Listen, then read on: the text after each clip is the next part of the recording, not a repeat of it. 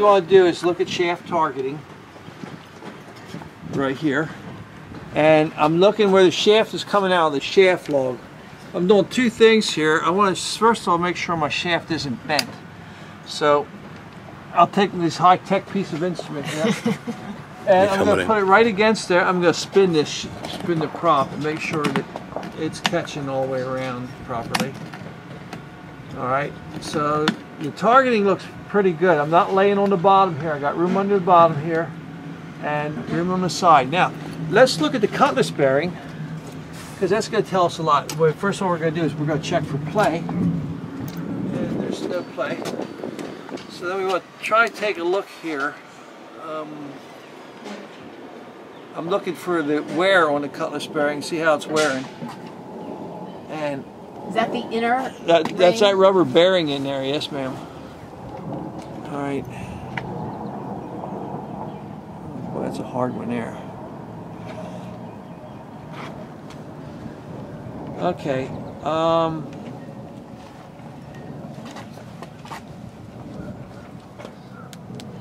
Yeah, it's pretty far back. Yeah, it is.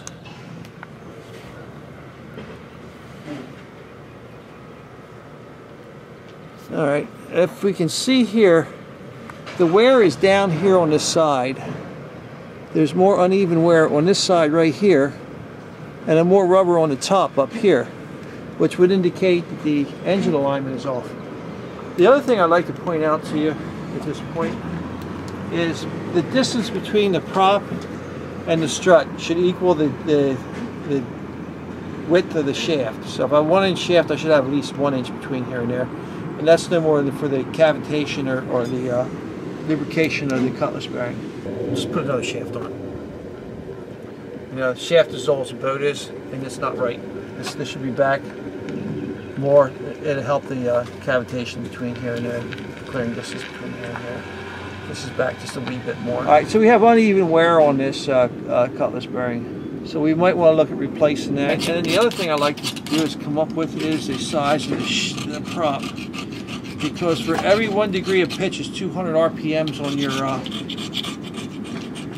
prop. So the prop is like a gear. They'll put a cross, a line through it, showing that it's been repitched. But I'm going to go with 15 by 12 right hand 2-blade prop, and it does spin out proper. Okay. The bottom has a barrier coat. This looks like Airlux 2000 right here. See this? Yeah. All right. And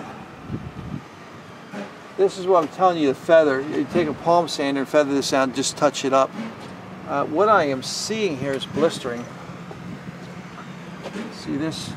Oh yeah, I can see it now. Yeah. So that is either the epoxy, or somebody didn't do a good job at doing this. So what we're going to do is see exactly what we have here by scraping it off. See this right here? The gray. Yeah. Well, the gray is the epoxy. This is what we call gel coat blisters. It's cosmetic in nature. So it's this blistering is what are you saying? It's this layer blistering? It's underneath that, which leads me to believe whoever did this, the hull wasn't dry when they did this, and it blistered underneath the gel coat. Start pounding towards the outside of the drum, the pitch gets higher. So you're going to hear a lot of differences in the pitch right here. But what I don't want to hear is a dull thud. You hear how that rings back? Right. Now, in all fairness, I would kind of expect to see just that. You have a stainless steel shaft that comes through this composite, which is fiberglass. One of the pressure points on a boat is the rudder, because when the boat is sailing, the rudder is under pressure, being pushed down in the water, back and forth, much like the keel. So it tends to take a beating. So what you're doing is you're wearing this area right here, which allows water to seep down inside here. Then what happens when the boat is when the boat is out of the water and there's water in here, it freezes and expands. It actually delaminates the rudder. Sounds pretty solid. And then we just want to check it for play. I can't move it at all, so it doesn't seem to be any play in it. Now, I can't really do a good moisture test on it because this is what we call quick haul. That's not going to happen. But I can set my moisture meter back if it dries off a little bit and get an idea. I'm going to tell you, more likely you got to sandblast this off and start over. Really? Well, you don't want to live with those blisters. Right. It's going to eventually eat into the hull. It could. Well, gel coat blisters go into hull blisters. Gel coat blisters are cosmetic in nature, not a problem. But when they become hull blisters, it's a big problem because it goes into the laminate, wicks, and expands. So then what you have to do, if I have a hull blister, let's say it's about the size of this right here, I have to grind out about this much of the hull in order to fix it. Right. Because it's like a I don't want to say a candle. It's like an oil lamp, where oil goes up into the wick. Well, water wicks into the woven fiberglass and spreads out throughout and goes through there. So how do you know that it is just cosmetic? Because you can just tell by... Well, it's the size of the blisters. We have what we call gel coat blisters. They're not hull blisters. They definitely appear to be gel coat blisters. And when would you recommend the latest to have that sandblasted for us? I don't have a science for that. I can't tell you. All I can do is tell you, you know... If better sooner than later, like this season, or... It's not going to sink for it. Right. You know what? I'd put it on my list of things to do. Right. And work it into the schedule. Right. Okay. At some point. All right. Wait till you get the boat south, maybe. Yeah. Okay. Here, this has been hit by straight current here. That should be replaced. Actually, before you guys leave on a trip, I would suggest replacing all that.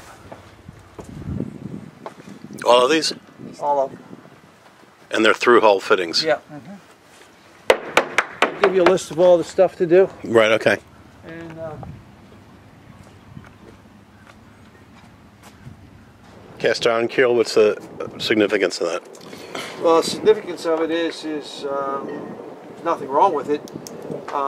Under preventive maintenance, I want you to sandblast it down and either use US paint hull guard or an epoxy paint, epoxy barrier coat, and put several layers. I like the US hull guard because you put it on, it comes in two different colors, white and black. So you put a layer white on, put a layer black, white, black, white, black. Then that way, if you're on the ground, you can tell how far you're in before you're going to do damage to the keel. You have, I don't see any rust blooms here, but you have some stuff starting here, and which is concerning. This is a fairing compound here. It's because it's a joint.